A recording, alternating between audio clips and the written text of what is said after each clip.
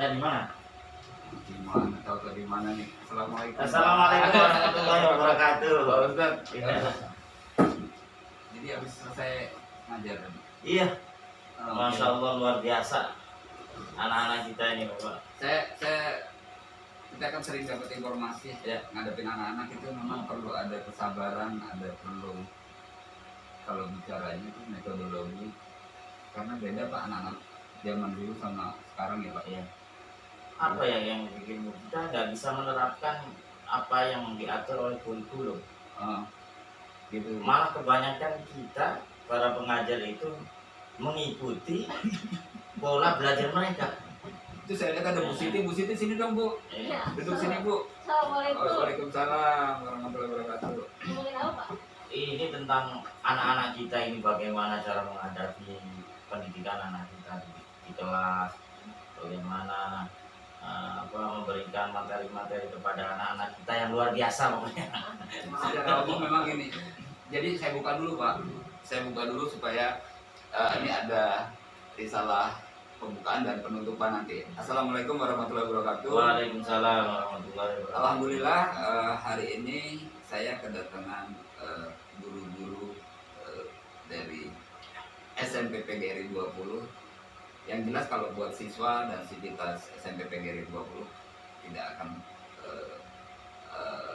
tidak kenal dengan sosok Pak Hadi, guru agama kelas 1, kelas 7, 8, 9. Di sampingnya ada ibu yang cantik ini, Ibu Siti. Beliau yang saya kenal juga sangat aktif untuk bina adik-adik, terutama di OSIS ya. Selamat siang Bu Siti. Saya kemarin itu diskusi podcast perdana. Kenapa saya bilang dengan waktu itu perdana dengan Pak Junar. Pak Junar, anak-anak ini kan boring kalau udah ketemu dengan guru, perasaan takut ya Pak. Terus karena ada perasaan takut itu, kadang-kadang ilmu yang kita sampaikan suka nggak sampai, sampai kadang setengah gitu. Makanya saya sama Pak Junar tanyanya gini, Pak, ada cerita lucu nggak Pak waktu ngajar? Dan kembali saya jelaskan kepada para pemirsa bahwa ini juga sebagai latihan kita, tetapi ada muatan-muatan informasi yang akan diberikan oleh Bu Siti dan Pak Ustadz, bagaimana adik-adik kita bisa menyerap ilmu yang diberikan beliau, tetapi tidak ada gap, tidak ada perasaan yang takut, karena kita sama-sama manusia, karena posisinya aja karena sebagai guru dan sebagai siswa, tetapi pada dimensi bagaimana memberikan ilmu ke anak-anak ini harus ada yang memberi dan ada yang mau menerima. Saya berpikirnya kayak gitu. Nah, saya tanya ke Pak Junar kemarin cerita lucu. Jadi saya tanya ke Pak Junar selama mengajar, ini Bu Siti dan Pak Ustadz selama mengajar, siapa Bu Siti atau Pak Ustadz dulu yang cerita lucu Pak waktu mengajar Pak? Ya, kalau cerita lucu waktu mengajar itu bagaimana kita menghadapi anak-anak. Dan ya Allah, gimana ya? Dalam mayoritas anak kita kan anak yang orang tuanya dari orang tua yang muslim. Tapi ini anak lucu, kenapa di rumah ini, ya Allah, kenapa nggak ada pendidikan agamanya apa di rumah? Jadi itu yang buat lucunya, itu kelucuan yang model seperti itu. Salah satunya Ya, Bapak. salah satunya itu kelucuan yang mulai ini. Misalnya disuruh Bapak, diminta Bapak baca satu apa gitu. Pakai Latin. Mereka pakai Latin bacanya, Pak. Ya, terus terang pakai Latin. Jadi baca Al-Quran tuh Baca Al-Quran itu pakai Latin. dia lihat kalau beli buku jadi harus ada Harus latinnya. ada Latinnya. Oh, Berarti ya, itu kan ini tugas sangat menggelikan dan menjijikan sekali. Jadi kalau ketika kita ada di bagian materi yang ada surahnya atau ayat-ayat Quran atau hadis-hadis Nabi, mereka pasti akan membaca yang paling dominan, dibaca yang paling artinya, terjemahannya. Harus disuruh baca. enggak nih kalau bicara seperti Iya. ini Pak, saya juga agak tersinggung juga Pak. Enggak, bukan tersinggung Pak, kayak dikritik Pak. Saya juga masih baca pakai Latin Pak. Apa yang dimana kita, ya Allah, apa Apa mereka ini tidak terkontrol? Ya itu salah satunya mungkin di rumah tidak didampingi atau tidak terkontrol dengan pendidikan agamanya di rumah, sehingga kita masuk sekolah ya udah. Tapi Apalagi saya- zaman ya Jakarta ini rata-rata setelah kelas 5 atau kelas 6, di kelas 6 apalagi ya, kelas 5 itu udah banyak kegiatan materi tambahan ada di SD-nya atau di M-nya. Sehingga apa? Mereka mengalahkan pengajiannya, ya pengajian di TV atau pengajian di satu kalah. Akhirnya apa? Sudah saya berhenti di kelas 5, di kelas 6 yang notabene mereka belum benar-benar begitu menguasai baca Al-Quran. Bahkan sampai belum pernah. Bahkan ada yang nggak pernah belajar Tuh, untuk ini. Pak Guru Bukan, kalian ya. ngomong kan, ini curhatan Pak Guru ke kalian semua. Jadi tolong ada space waktu, ada yang suka ya di rumah, luangkanlah beberapa waktu ya Pak ya untuk belajar. Jangan pakai bahasa Latin yang harus. Jadi kalau kita di kelas ini tuh, ayo baca terjemahannya. Itu Jadi bapak baca suratnya, anak-anak anak-anak terjemahnya. ini fakta yang mungkin nanti jadi PR bersama ya, karena pendidikan agama itu sebetulnya basic dari segala pendidikan. Agamanya bagus, insya Allah matematikanya juga bagus, IPA-nya juga bagus, begitu kan Pak? Mengikuti Pak, pengalaman pribadi saya. Pengalaman pribadi saya waktu di sekolah dulu, saya ditekankan untuk belajar Al-Quran dengan benar, dengan atau tambah justru kita diperbanyak suruh menghafal. Dengan penambahan hafalan itu ternyata secara tidak langsung melatih akal kita, akal kita untuk menghafal. Akhirnya karena sudah terlatih untuk menghafal tadi, akhirnya pelajaran umum itu hafalan. Iya. Nggak ada yang hafalan. Bahkan matematika pun yang tadinya awalnya tidak suka, setelah tadi dilatih untuk menghafal, akhirnya percepatan penghafalan itu di rumus-rumus matematika, rumus IPA, ya rumus IPA yang kalau dulu kan IPA itu dipecah jadi 2 ya, Pak. Iya. Eko, biologi sama fisika kalau di SMP begitu. Jadi dipecah 2, biologi sama fisika. Nah kalau rumus-rumus fisika itu karena sudah terbiasa menghafal, diajarkan menghafal, itu sedikit mudahnya gitu Pak. Saya Bisa mengikuti. Saya setuju. Jadi basically ketika kita belajar agama, memang kalau kita anak-anak itu lebih di situ akan berimbas pada pelajaran-pelajaran. Iya, akan berimbas pelajaran lain. Itu yang saya Tapi rasakan. ini ada yang menarik buat saya Pak. Ini lucunya di mana? Lucunya karena anak-anak sekarang bahasanya pakai bahasa Latin. Itu catatan ya buat adik-adik semua. Guru kalian ini sudah curhat loh. Makanya tadi saya ulang lagi pesen bahwa ada space waktu yang adik-adik bisa belajar lah lebih apa yang dipesankan oleh Pak guru kalian. Waktu tidak sepenuhnya untuk main, tapi ada waktu-waktu di mana kalian memberi ruang untuk bisa memperdalam materi yang diberikan oleh Pak guru agama kalian.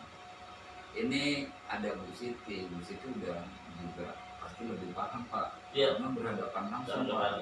Selain mengajar, guru matematika juga aktif di pembina OSIS, ya kan? Tahu betul. Bagaimana Bu Siti? Ada nggak pengalaman lucu Bu Siti? apa ya? Suka diledekin nggak gitu sama siswa, atau siswa lagi main pas ada Bu Siti bagaimana gitu, atau Bu Siti ngasih tugas terus ternyata jawabannya beda gitu, apa gimana Bu Siti? Ada yang suka bikin geli juga sebetulnya kalau dia kayak gitu. Banyak sih ya sebenarnya. Kalau misalnya dari segi osisnya ya, biasanya kan kita dari pembina osis ini suka kalau ada anak yang telat gitu kan, 5 menit telat masih diampuni. Oke. Ya udah nggak apa-apa masuk. Oh iya. Nah setelah itu maju masih ada telat lagi. Nah permasalahannya adalah yang telat itu lagi. Jadi lo lagi yang Iya, lagi. Oke. kamu lagi. Oke. Saya kan tuh kayak bosen gitu ngasih Hukuman. hukumannya tuh bosen lah. Kamu maunya suruh ngapain? Iya. Terserah ibu deh suruh ngapain. Yaudah, ibu bosen kasih hukum kamu. Sekarang kamu ke musola sholat duha sholat duha, sekarang sholat taubat. Iya. Nah terus selesai nih mereka naik lagi nih, anak itu naik. Udah sholatnya, udah bu. Tiba-tiba ada anak yang naik. Bu, bohong bu, tadi dia nggak sholat. Lah, terus ngapain? Duduk-duduk aja. Kamu ngapain duduk aja? Ya bu, saya nggak ngerti cara wudhu.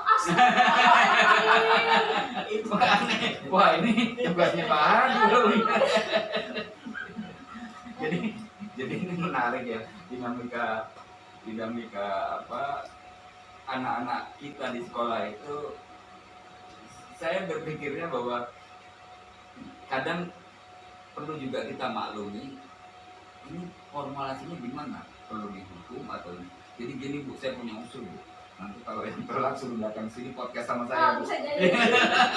Ya Bu ya, jadi saya nanya kenapa kamu telat gitu apa gitu ya Bu ya. Ya, Bisa ya, oke. Bisa.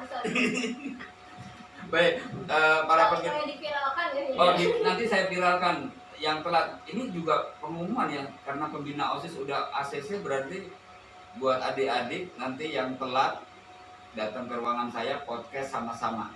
Temanya terserah apa, tapi itu adalah bentuk hukuman yang mohon maaf bisa mendidik ya, bisa ngomong. Nah, saya nanya nggak susah-susah kok. Bangunnya jam berapa? Gitu kan. Baik pemirsa. Ini juga bagian dari tes kita tentang rencana kita membuat satu kegiatan podcast di SMP PGRI 20 dengan tujuan bahwa pertama dengan media seperti ini kita bisa langsung nge-blasting, kita bisa memberi informasi langsung ke Civitas Academy Pak. Mungkin Pak terutama ya orang tua. Iya, Kami juga mengharap orang tua bersinergi di rumah. nah ini juga pesan buat orang tua. Sisi keagamaannya, karena ketika menghadapi ujian-ujian praktek seperti ini, khususnya untuk kelas 9 ini, wah luar biasa. Kayak seperti kita memberikan pengarahan dari awal. Bilang niat aja belum hafal, niat itu aja belum hafal. Jadi Bapak Ibu, ini real curhatan dan kita nggak ada batasan kisi-kisi beliau.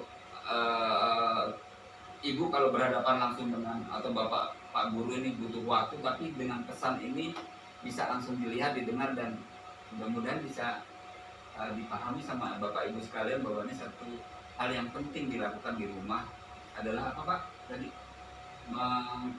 mengarahkan dan mendidik.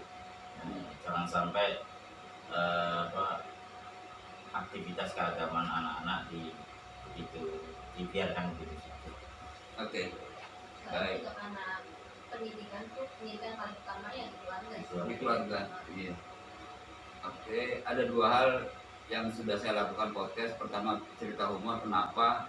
Jadi adik-adik melihat figur Pak Guru, Pak Sud, guru agama, Bu Siti guru juga. Kita ini sama-sama manusia, hanya karena secara sistem kerja aja kita harus memberi pelajaran ke mereka. Tapi dari sisi humanis kita sama-sama kok gitu kan. Jadi mudah-mudahan ini bisa cair, maksudnya cair pemikiran adik-adik ke melihat bapak dan ibu guru kalian. Cair sehingga ilmu yang diberikan Pak Guru dan Bu Guru itu bisa diterima dengan gampang, nggak separuh-separuh. Begitu ya Bu ya. Nah, ini juga bagian dari tes podcast. Kurang lebihnya mohon maaf. Saya terima kasih ke Pak. Sama-sama Pak. Saya terima kasih ke Bu Siti. Ceritanya yang seru lagi Bu Siti. Jangan boleh jadi PR. Nanti buat adik-adik semua ada cerita lucu dari Pak Suhu dan Bu Siti di podcast berikutnya. Saya akhiri dengan wassalamualaikum warahmatullahi wabarakatuh. Waalaikumsalam warahmatullahi wabarakatuh.